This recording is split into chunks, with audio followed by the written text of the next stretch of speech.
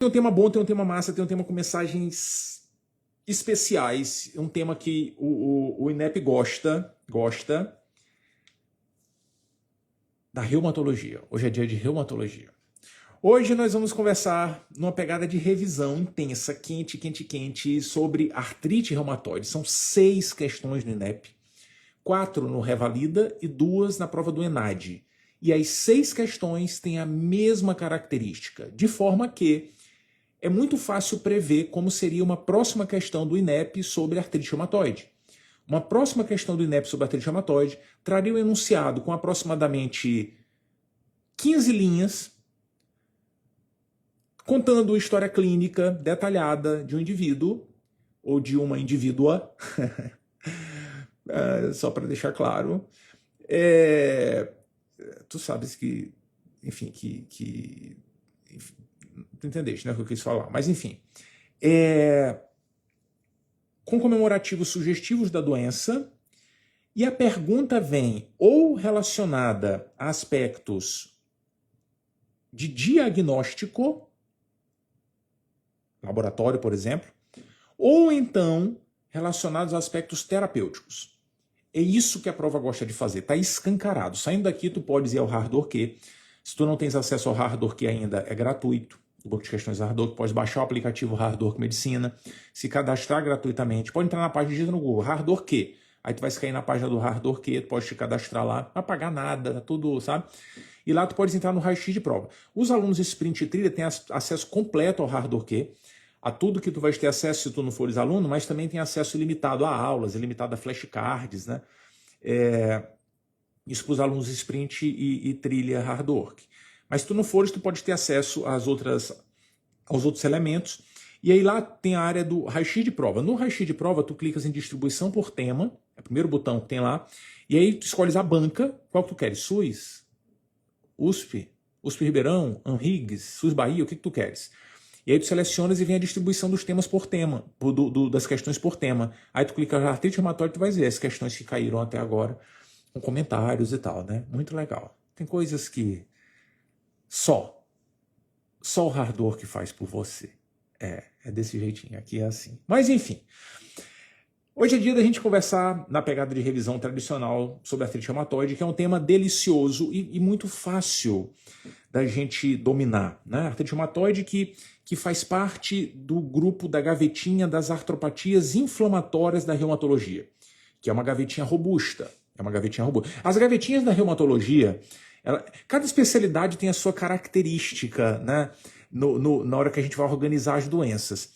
A reumatologia tem algumas gavetas, e são gavetas muito ouriçadas.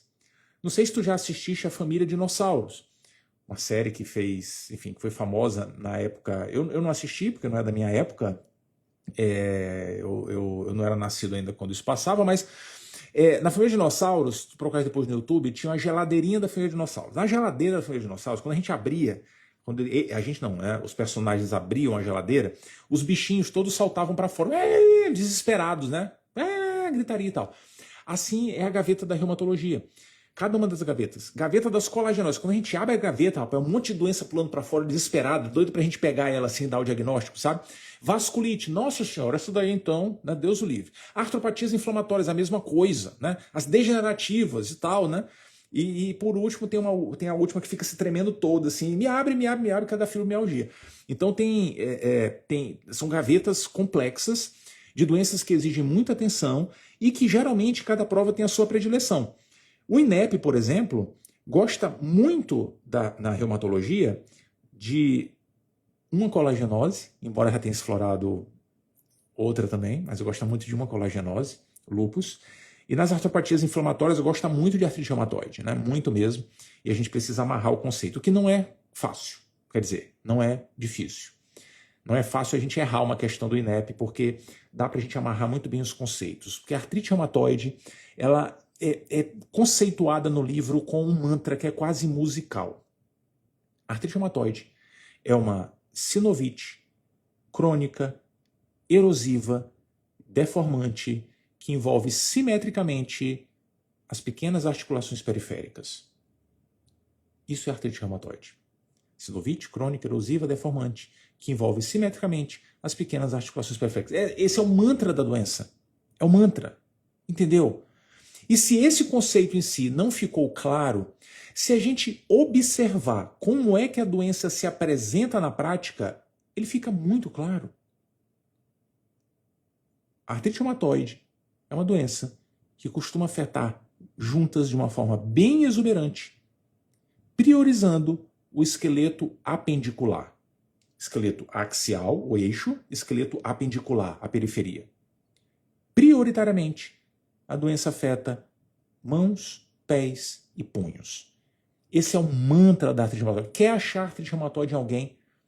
Olhe para a mão, para o punho, olhe para o pé. É lá, geralmente, que a doença costuma se situar. E por quê? Porque ela é essencialmente uma sinovite. Inflama a sinóvia. E sinóvia é uma estrutura que faz parte do componente articular de algumas articulações, das chamadas diartroses. Diartroses são articulações osso com osso. Isso é diartrose. Em outras palavras, é a articulação que mexe muito. E se a articulação mexe muito, se não tiver nada ali que lubrifique a região, que apare impacto e tal, o indivíduo vai viver com nheco, vai desgastar tudo, né? Pois é, para isso existe cartilagem articular, para isso existe a estrutura sinovial. Essas articulações que mexem muito estão prioritariamente no esqueleto apendicular, na periferia. E é lá que a artrite reumatoide costuma aparecer, classicamente de forma simétrica. Isso quer dizer que se pegar um pé, costuma pegar o outro pé, se pegar uma mão, costuma pegar outra mão, e com muita inflamação. Veja, é uma doença inflamatória. Doença inflamatória é aquela que, quando envolve a articulação, promove muita dor. Né? Tem sinais flogísticos, tem edema, pode ter derrame articular e tal, tem artrite para valer. Mas o que chama atenção é que o indivíduo geralmente tem a dor piorada ao repouso. Fica parado, parece que congela a junta, né? Quando o indivíduo acorda de manhã com artrite reumatoide, mal consegue mexer as juntas afetadas. Estão duras, rígidas, e a coisa vai melhorando à proporção que o dia vai esquentando. Esse é o relato clássico dos pacientes, essa é a famosa rigidez matinal. Tipicamente na artrite reumatoide, ela costuma ser bem prolongada, maior que 1 hora, demora para tudo voltar ao normal. Isso é bem diferente de doenças degenerativas, que têm um caráter mecânico de envolvimento articular. Doenças degenerativas com caráter mecânico, elas costumam piorar à proporção que o indivíduo vai fazendo esforço. É diferente, estou de repouso, estou ótimo. Na hora que tem que levantar, ai meu Deus, né? vai só piorando. O que não quer dizer que o indivíduo com artrite reumatoide, na hora que você está doendo, não é só mexer que melhora. Não, papai, vai doer também. Veja, tudo para começar dói. Tudo. Começar a estudar dói. Começar a fazer academia dói. Começar a mexer a junta dói, sendo inflamatória ou mecânica. A diferença é que a mecânica vai só piorando. A inflamatória dói no começo, depois dá até uma aliviadazinha, sabe? A artrite reumatoide é assim, muito inflamatória. Mãos, pés e punhos. Mas tem mais. Ela é crônica, tem caráter erosivo e deformante. Esse é o grande problema da doença. O grande problema da artrite reumatoide, e a gente discute tanto ela, porque se a gente não interferir no curso da doença, o indivíduo vai apresentar deformidades importantes e que podem promover limitação funcional. Esse é o grande problema da doença, sabe? Então a gente precisa identificar e tratar para impedir esse curso progressivo. Por isso, não vale a gente ficar só com essa ideia de mãos, pés e punhos. Peraí, eu quero saber mais detalhes. E para saber mais detalhes da artrite reumatoide é só pedir a mão do paciente. Vai, que tem uma conotação romântica isso. Tudo bem, mas peça a mão. Porque a mão da artrite reumatoide costuma contar segredos da doença, costuma nos ajudar a pensar ainda mais no diagnóstico. É que, classicamente, a mão traz consigo envolvimento de metacarpofalangianas e interfalangianas proximais, mas raramente. Veja, muito raramente o envolvimento de interfalangianas distais. Habitualmente, interfalangiana distal é poupada na dinâmica da artrite reumatoide. Veja, não quer dizer que seja impossível. Não quer dizer que seja impossível. Mas quando a gente encontra isso, obrigatoriamente a gente pensa em outras doenças. Por exemplo, acometimento articular da febre chikungunya, acometimento articular da artrite psoriásica, entendeu? Pensa em outras coisas, mas menos em artrite reumatoide. Então, olhar a mão é muito importante, muito, muito. Às vezes a gente pode até encontrar deformidades, né? Tem deformidades clássicas descritas, mão em dorso de camelo, né? Como aqui nas metacarpofalangianas, o indivíduo desenvolve deformidades ósseas importantes, né? E parece que fez uma corcova de camelo, né? Deformidades nos dedos, interfalangianas proximais, por exemplo, com deformidade em pescoço de cisne, em botoniere ou de abotoadeira, parece que a pessoa está abotoando, né, a camisa. E não vale memorizar essas deformidades, né, mas a gente conhecer. Mas isso, felizmente, não vai aparecer no paciente que a gente identificar, porque a gente vai tratar logo para evitar que chegue nessa fase, que é a fase tardia da doença. Quando aparece isso, cara, nossa senhora, é porque sinal que a gente falhou, né? Falhou em não pedir a mão do paciente, porque a mão, de fato, fala muito, muito, muito sobre a doença, muito. Mas não é só a mão. Às vezes pode pegar só punho, às vezes pode pegar só o pé, né? Mas tipicamente a gente espera encontrar a doença no esqueleto apendicular. Embora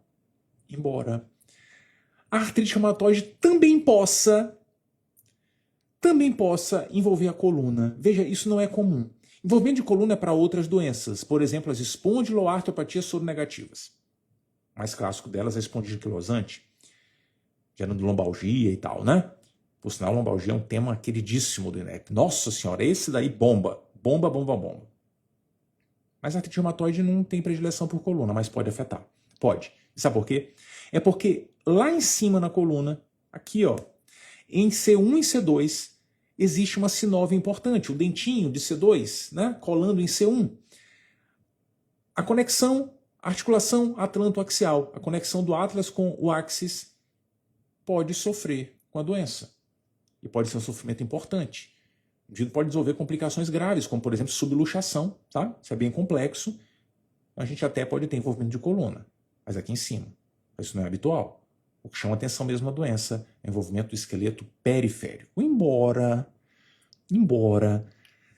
assim como ela pode envolver outras articulações, outras regiões, ela também pode envolver outros órgãos.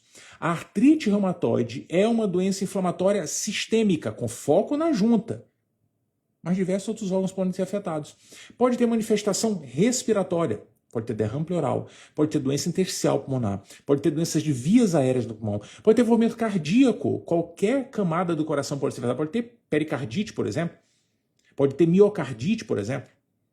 Pode ter envolvimento cutâneo, com vasculite reumatoide, nódulos reumatoides, são nódulos geralmente assintomáticos, enfim, as manifestações sistêmicas são bem variadas. Podem estar presentes.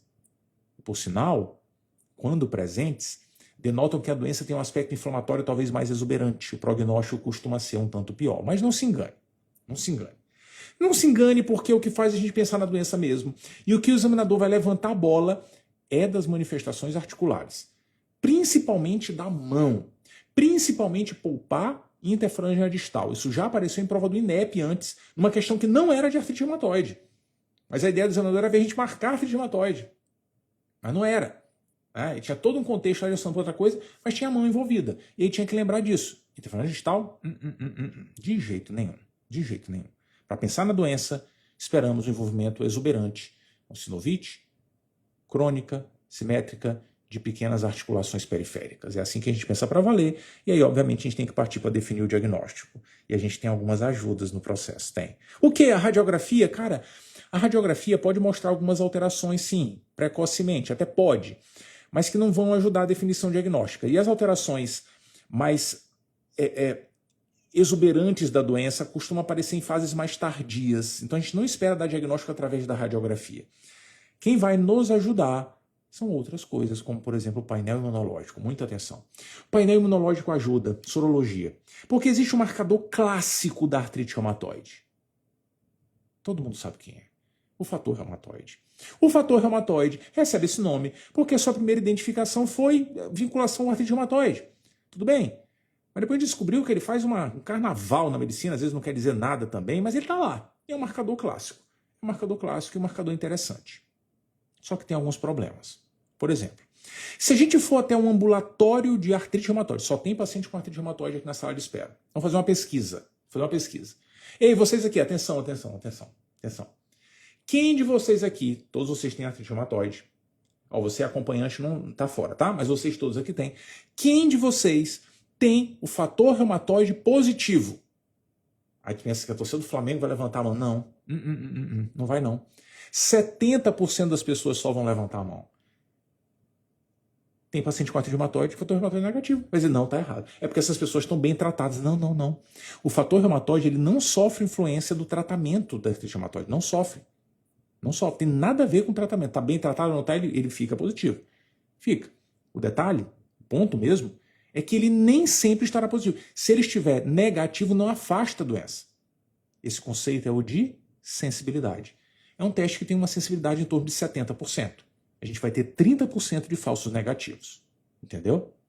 Mas vai piorar. É que tem uma sensibilidade já um pouquinho limitada. Mas o pior é a especificidade. Se a gente encontrar na rua um exame no chão, pega o exame e fala, ó, fator reumatoide positivo. Não aposte que seja artrite reumatoide. Não aposte. O fator reumatoide é um teste promíscuo. Ele pode estar positivo em um monte de situações. Tem doença até que dá mais fator reumatoide que artrite reumatoide. Crioglobulinemia. Virtualmente 100% dos pacientes têm fator reumatoide positivo. Síndrome de Sjögren, que para algumas séries dá mais positividade que a artrite reumatoide, que deixa tudo seco, né? Olho seco, boca seca e tal. Entendeu? Na endocardite, o indivíduo pode ter fator reumatoide positivo, é até critério de Duke, critério imunológico, entendeu? Então assim, pode estar positivo em várias situações, ele é muito pouco específico. Ele pode estar presente em indivíduos normais, é muito pouco específico, entendeu? Mas é um marcador clássico. Tá aí já de cabelo branco na medicina, mas o tempo passa, né? Se surgiu inteligência artificial, não vai surgir teste melhor? E surgiu. Surgiu o anti-CCP. Os anticorpos citrulinados da filagrina, peptídeos cítricos citrulinados, chama como quiser, a sigla é mais consagrada, o anti-CCP, pode nos ajudar. Pode. Quer ver? Vamos voltar no ambulatório. Ei, voltei, pessoal. Acompanhante, você fica quieto. Pergunta para todo mundo que está aqui, hein? É diferente agora. Vocês aqui que têm artrite reumatoide, quantos de vocês têm o anti-CCP positivo? Não, peraí. Como assim? 70% também. Igual o fator reumatoide. Ei, o anti-CCP tem sensibilidade parecida com o fator reumatoide, ou seja, tem índice de falsos negativos perto de 30%. Aí ele vai dizer, não, é porque a pessoa está bem tratada. Não. Ele também não guarda relação com a atividade de doença, com o tratamento. Não é por isso não. É porque ele simplesmente não está presente em algumas pessoas. E está tudo bem. Mas ele tem uma vantagem. É que diferente do fator reumatoide, ele é muito específico para artrite reumatoide. Isso quer dizer que se a gente estiver andando na rua e encontrar um teste no chão, opa, um exame, deixa eu ver, anti-CCP, positivo. Eita, papai. Aposte. Deve ser artrite reumatoide. Entendeu? Especificidade perto de 95%. A conversa já é outra. Então ele ajuda muito nesse contexto. Encontrou positivo. Se o cenário for muito sugestivo, é mesmo que está definido o diagnóstico. Entendeu? Agora não se engane. Eles não são marcadores de atividade de doença. Quem consegue marcar a atividade de doença são provas inflamatórias. VHS, PCR. Isso é marcador de atividade de doença. Mas fator reumatoide anti-CCP, de jeito nenhum. Embora, olha o conceito importante que às vezes a gente tende a bugar. Eles não são marcadores de atividade, não quer dizer que a doença está pegando, não. Mas quando presentes em altos títulos, eles denotam um pior prognóstico, entendeu? Apesar de não querer dizer que a pessoa está muito doente agora, a doença está pegando e tal, não. Mas se tiver em alto título, é um indício de que talvez a pessoa evolua com acometimento sistêmico adiante, com deformidades mais precoces, entendeu? Esse raciocínio diagnóstico é muito importante. Muito. E simples. Tão simples como o tratamento. Como é que a gente trata a artrite reumatoide? Como é? Anti-inflamatório, analgésico, corticoide. Veja, anti-inflamatório e corticoide dão uma bela ajuda na artrite reumatoide, sabe? Dose baixa de corticoide costuma ter um impacto muito grande na queixa articular. O paciente melhora da dor muito rapidamente, mas cuidado. Cuidado, porque esse não é o tratamento da artrite reumatoide. Não, a gente até usa para aliviar as queixas, mas o tratamento da doença mesmo exige algum fármaco que evite que o indivíduo evolua com deformidades associadas à doença. Esses fármacos têm um nome muito famoso dentro da medicina, um grupo que eles representam, chamado DIMARDs.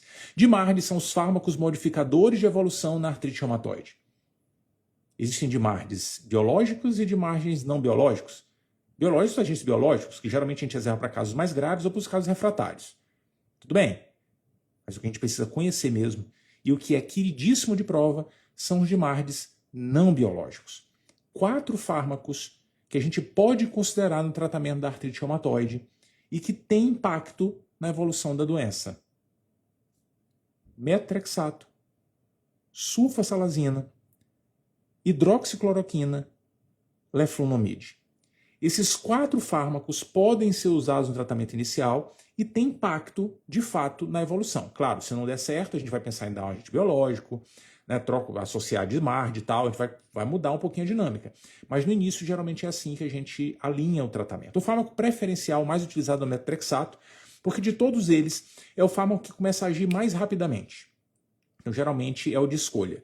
E aquele que geralmente a gente não escolhe de cara é a hidroxicloroquina. Geralmente ela é um fármaco que vem na sequência, se a gente for associar alguma coisa, sabe? Mas na maioria das vezes, de fato, o metotrexato, queridinho da reumatologia, quase tão querido quanto o corticoide.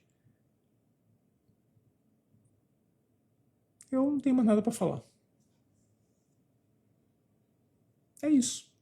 Essa é a artrite reumatoide. Massa, não é? Massa. Vai dar uma olhada nas questões lá. Vai lá dar uma olhada. É isso. Desse jeitinho. Muito massa. Muito massa. Muito obrigado pela companhia, pela parceria mais uma vez. Muito, muito obrigado. E amanhã tem mais. Estou esperando os prints. Estou esperando os prints de sempre. Estou esperando os prints. Amanhã tem mais. Amanhã vou ver se eu trago um cupom para cá. Amanhã é sexta-feira, o dia do sextou. Quem vai dar uma sextada, né? Se tu não tiver no sprint, eu não sei porque que não tá.